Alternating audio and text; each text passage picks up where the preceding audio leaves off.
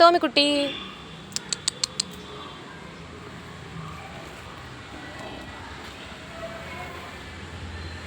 ടോമിക്കുട്ടി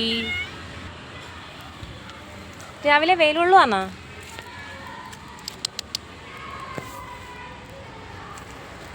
നമ്മളിപ്പോൾ വന്നത് എന്തിനാണെന്നറിയാം ഇങ്ങോട്ട്. അടിയൊരു സാധനം കണ്ട, ഇത് പിച്ചാനാവുന്നത്. ഒരു സമയം കഴിഞ്ഞിട്ട് അതവിടെ നിർത്തിയിട്ട് ഒരു കാര്യമില്ല, നമുക്ക് പിന്നെ കിട്ടത്തില്ല. അതിൻ്റെ അവകാശികളൊന്ന് കൊണ്ടുപോകും. അതുകൊണ്ട് രാവിലെ അതങ്ങ് പിച്ചാന്ന് പറഞ്ഞ് വന്നതാണ്.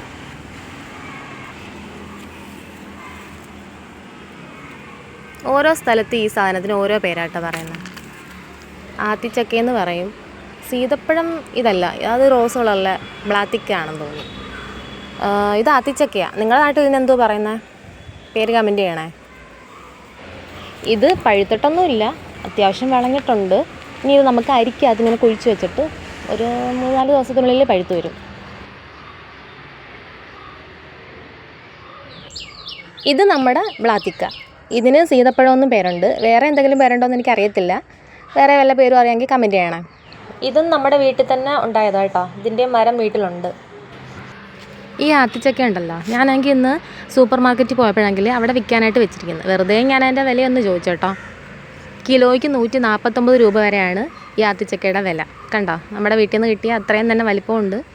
അതേ ഐറ്റം.